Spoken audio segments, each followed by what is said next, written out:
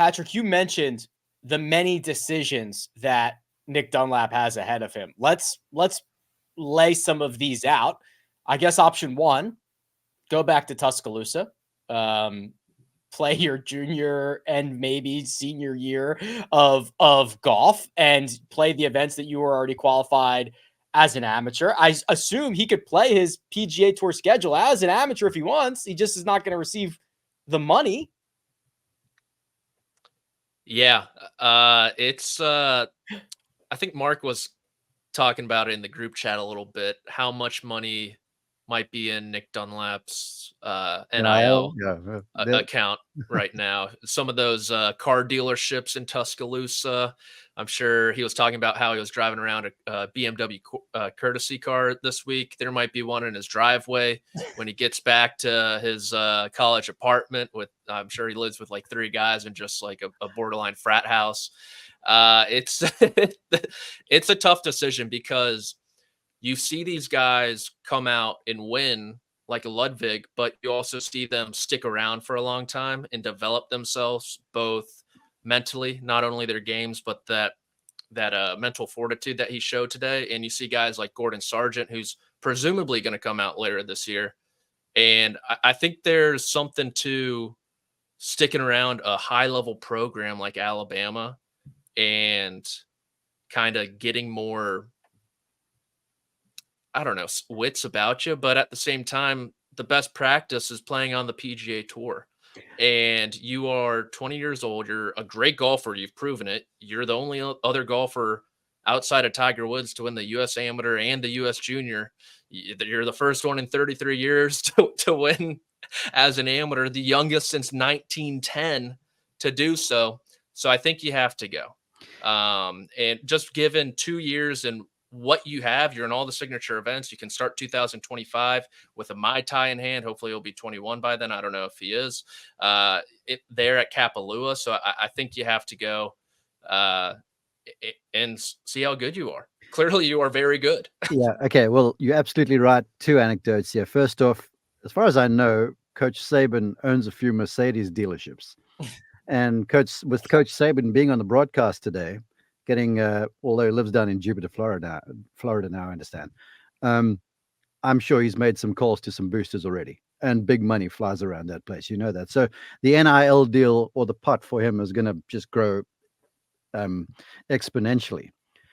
But I remember when my brother was young. He was 17, just turned 18, was the world's #1 amateur, was being recruited by all and sundry here in college, Georgia, and there were some big schools after him, Oklahoma State, Tennessee, and he spoke with Gary Player because we didn't know what to do. And Gary said to him, he goes, "Trevor, you're good enough to play on the tour right now." He goes, "You're going to learn more on the PGA Tour or the European Tour playing than you're going to learn in college." Now, that's just about golf. That's not about other stuff, right? And so Trevor turned pro. And it was challenging, just like Justin Rose did the same thing. Sergio did the same thing.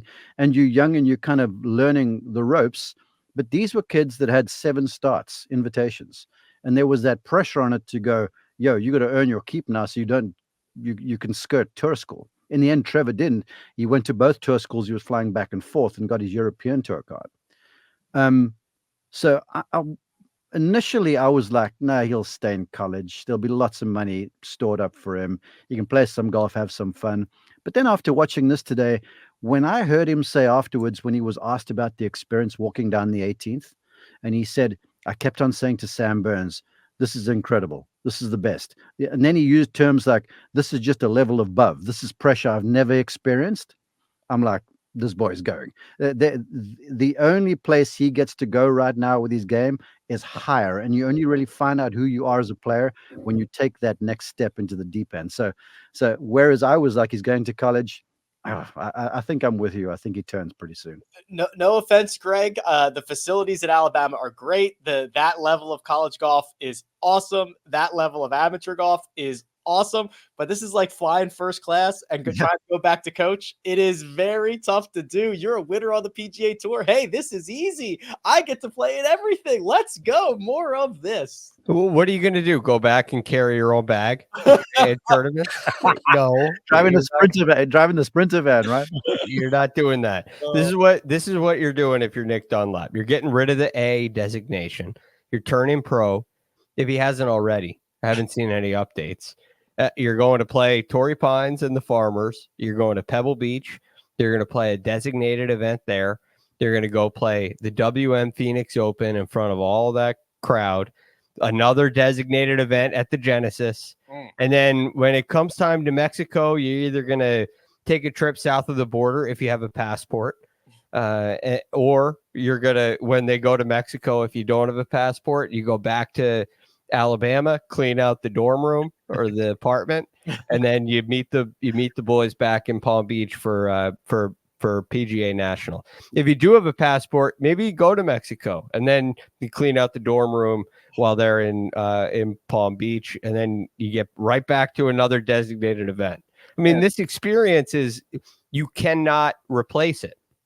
You can't replace it.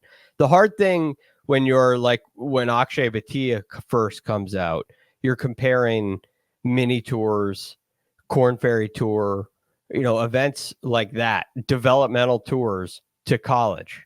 And that's a much more challenging comparison. Am I going to go play one-day mini tour events or go play at Alabama? But now the facilities come into play. But you're talking about going to play the Arnold Palmer Invitational, going to play Tiger's event, going to play Pebble Beach in a no-cut event. It's not even a question. You turn pro, and there's going to be a week where you can go clean out the dorm room. Hey, Greg, I see hashtag Jupe Life coming up. Yeah, I think he's moving down to South Florida. Yep. That's the next thing. Once you get your first check from after Farmers, you get that first check. You put a little, we'll see what kind of check it is, but you're probably putting a down payment down on a nice little condo in Jupiter. Yep.